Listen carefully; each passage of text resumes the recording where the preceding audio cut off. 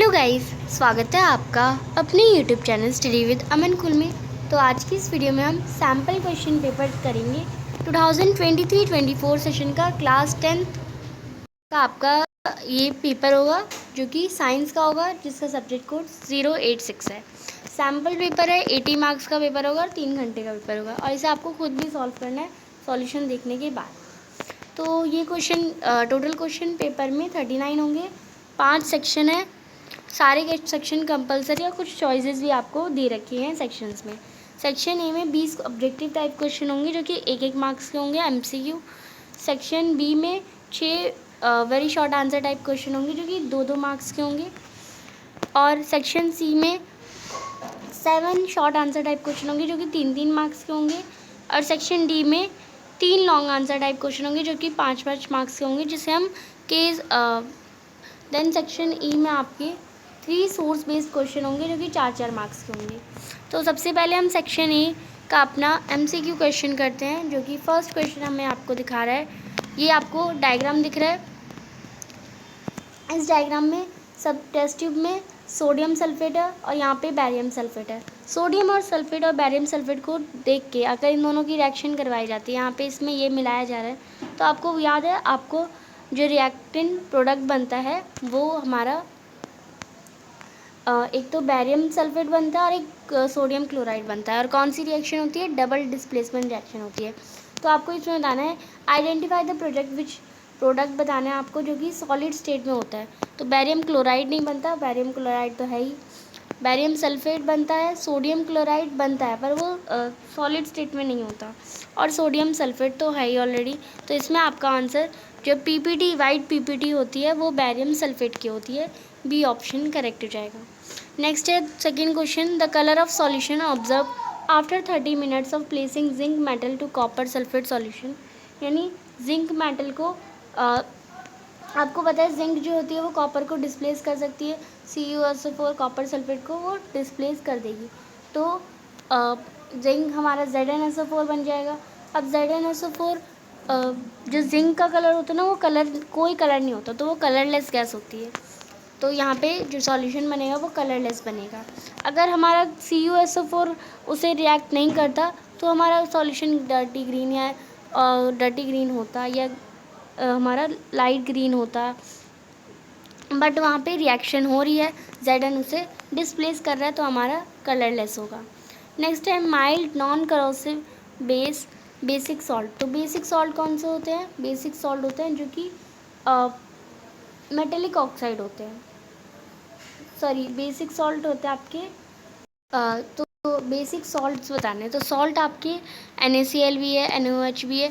तो NaOH base है आपका, बेसिक सॉल्ट नहीं है। सबसे पहले तो ये हमारा NaOH हमारा हट गया। COH2 हमारा एसिड है, ये भी हट गया। NaCl का जो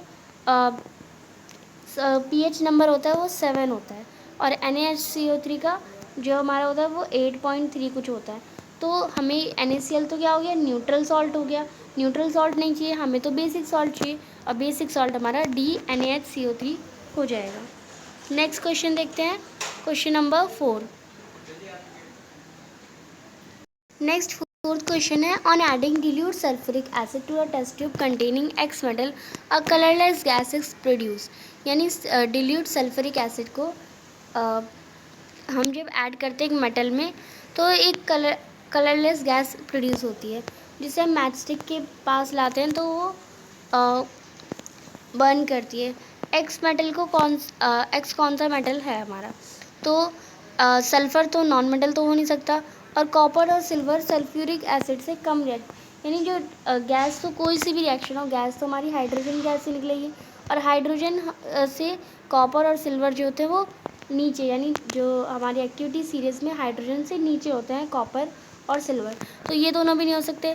सल्फ़र हमारा क्या है? सल्फ़र हमारा मेटल ही नहीं है, तो सोडियम आपका आंसर होगा। बस ऐसे ही आपको MCQ में एलिमिनेट करना होता है क्वेश्चन। ये हो ही नहीं सकता, ये हो ही नहीं सकता, तो आंसर यही होगा अगर आपको रिएक्शन याद ना हो तो। फिर है which one of the following correct represent sodium oxide. Sodium oxide क्या होता है? Na2O।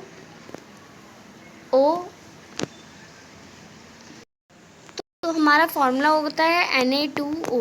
तो फॉर्मूले से पता चल रहा है Na हमारे 2 होंगे और O हमारा 1 होगा। तो यहाँ पे Na 2 लिख रखा है, 2 किसके साथ है, ऑक्सीजन के साथ मल्टीप्लाई हो रहा है, तो ऑक्सीजन तो 2 नहीं है तो ये नहीं हो सकता। फिर यहाँ पे 2 Na और 2 O2 है, तो O तो 2 नहीं है तो ये भी नहीं हो सकता। फिर ये Na और O, तो यहाँ पे 2 है ही नहीं तो ये भी कट गया, तो ये ऑप्शन आपका करेक्ट हो जाएगा। जस्ट एलिमिनेट करना है आपको, और यही ऑक्सीजन का होता भी है। ऑक्सीजन पे हमारा -2 का चार्ज होता है क्योंकि ये 2 इलेक्ट्रॉन लूज़ करता है, तो ये बाकी 6 इलेक्ट्रॉन यहाँ पे दे रखे हैं और Na2+ का चार्ज लग गया। फिर है 6th question, an element with atomic number dash will form of basic oxide. तो बेसिक ऑक्साइड कौन सा, बेसिक ऑक्साइड सारे कौन से करते हैं, मेटल फॉर्म करते हैं। तो ये कौन सा एलिमेंट हो गया, ये हमारा हो गया, तो फर्स्ट वाला हमारा नाइट्रोजन हो गया, सेकंड ये क्लोरीन हो गया, 14 हमारा सल्फ़र हो गया, सॉरी सल्फ़र नहीं सिलिकॉन हो गया, एंड 11 हमारा क्या हो गया, कार्बन हो गया, 11 हमारा सोडियम हो गया। तो ये सिलिकॉन नहीं हो सकता है, क्लोरीन नहीं हो सकता है, नाइट्रोजन नहीं हो सकता, क्योंकि ये सारे नॉन मेटल्स हैं। और बेसिक ऑक्साइड कौन फॉर्म करते हैं, मेटल करते हैं, तो सोडियम आपका आंसर है। बहुत ईजी क्वेश्चन से।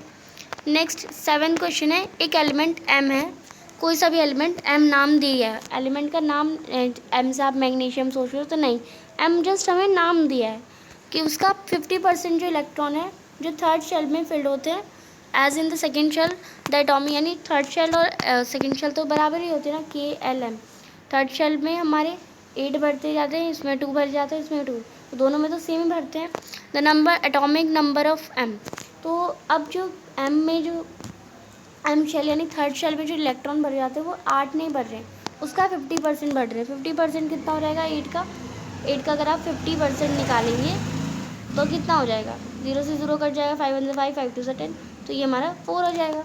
तो अब हमारे कैसे भरेंगे, 2 8 4 भरेंगे, और ये 8 2 10 14, 14 किसका हमारा एटॉमिक नंबर होता है, तो ये हमारा C आंसर सिलिकॉन आपका आंसर करेक्ट हो जाएगा। अब आप सोचेंगे इस क्वेश्चन को देख के कि ये तो हमारा पीरियोडिक वाली टेबल से, पीरियोडिक वाले चैप्टर से आ गया, तो उस चैप्टर से आ गया, बट कॉन्सेप्ट तो आपका ये 9th का ही लग रहा है ना, तो इस टाइप से आपको क्वेश्चंस को देखना है।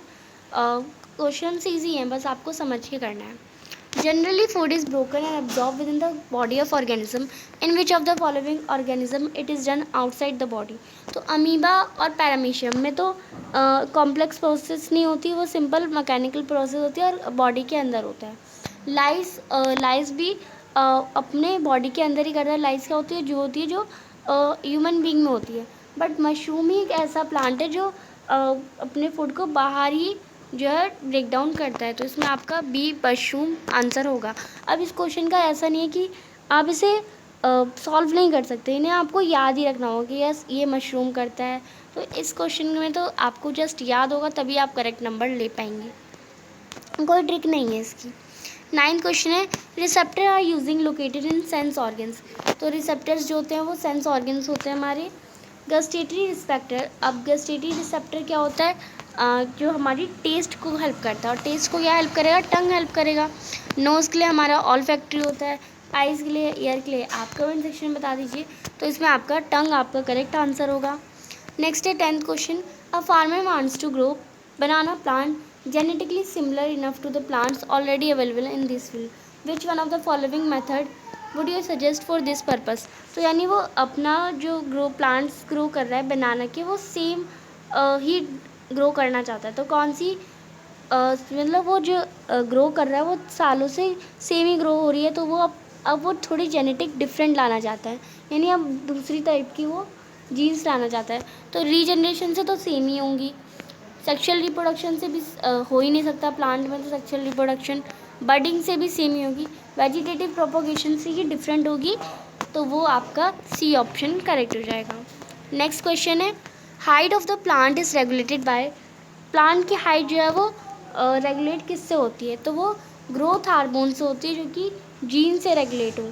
तो ग्रोथ हार्मोन से होगी जो कि DNA से डायरेक्टली हो, नहीं। प्रोटीन से होगी, नहीं।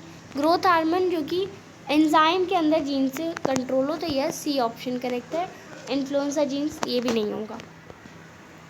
नेक्स्ट एक 12th क्वेश्चन, एक स्पोर्ट्समैन है, वो a long break of routine, यानी बहुत दिनों से छुट्टी पे था, आराम करता था, फिर वो क्या करता है, एक्सरसाइज करता है और उसे मसल्स क्रैम्प हो जाए, यानी उसकी मसल्स में दर्द होता है। अब उसने हैवी एक्सरसाइज करी और उसके मसल्स में क्रैम्प हो गया। अब ऐसा क्यों हो गया? क्योंकि लैक ऑफ ऑक्सीजन हुआ। ऑक्सीजन की कमी से तो मसल्स में क्रैम्प होता है और क्या बनता है? लैक्टिक एसिड बनता है। तो इसमें आपको ये भी याद करने की चीज़ है, 3 इक्वेशन है, एक एरोबिक, एनॉर्बिक और एक लैक ऑफ ऑक्सीजन। तो यही आपकी एक प्रेजेंस ऑफ ऑक्सीजन, एक एब्सेंस ऑफ ऑक्सीजन, एक लैक ऑफ ऑक्सीजन, तीनों में ये बनता है। तो ये आपको सी ऑप्शन करेक्ट है, आपको यही आएगा। नेक्स्ट है 13 क्वेश्चन। एक ऑब्जेक्ट प्लेस करी जाती है कॉन्वेक्स मिरर के फ्रंट पे, आपको इमेज बतानी है। तो इमेज कॉन्वेक्स मिरर की जो हमेशा बनती है वो बिहाइंड द मिरर बनती है, बिहाइंड द मिरर बनती है और पोजीशन को वैरी करती है। तो कॉन्वेक्स मिरर की जो ऑब्जेक्ट होती है बिहाइंड द मिरर होती है। यहाँ पे फर्स्ट में in front of the mirror लिखा है गलत, सेकंड में भी in front of the mirror गलत, थर्ड में भी in front of the mirror गलत। तो बिहाइंड द मिरर होती है, डी ऑप्शन आपका करेक्ट हो जाएगा। When light enters atmosphere, it strikes on extremely fine particle which reflect ray of light in all possible direction. जब एक लाइट एंटर करती है हमारे एटमॉस्फेयर पे तो वो हर एक फाइन पार्टिकल है, एक समझ लीजिए फाइन पार्टिकल है, उससे लाइट टकरा रही है तो वो हर जगह लाइट को डिफ्लेक्ट करती है। तो ये क्या कौन सी प्रोसेस है? रिफ्लेक्शन नहीं है, रिफ्लेक्शन होती तो ऐसे वापस जाती और वापस आती। एटमॉस्फेरिक रिफ्लेक्शन भी नहीं कहेंगे हम इसे। और ये डिस्पर्जन ऑफ लाइट तो एक लाइट को 7 कलर्स में डिस्पर्स करती है। एटमॉस्फेरिक रिफ्रैक्शन नहीं होगा, वो उसमें ऐसे स्कैटर होकर बार बार जाता है। तो ये स्कैटरिंग ऑफ लाइट जो है फिनोमेना, इसे हम कहते हैं। तो इसमें आपका सी ऑप्शन करेक्ट हो जाएगा। नेक्स्ट है 15 क्वेश्चन। इन 1987 एक एग्रीमेंट फॉर्मुलेट हुआ था UNEP प्रोग्राम के अंडर। UNEP के द्वारा एक प्रोग्राम बनाया to freeze the product of X to prevent depletion. Depletion का नाम जहाँ भी आ जाए तो ओजोन डिप्लीशन को प्रिवेंट करने के लिए एक प्रोग्राम बनाया गया। एक्स और वाई को आपको आइडेंटिफाई करना है।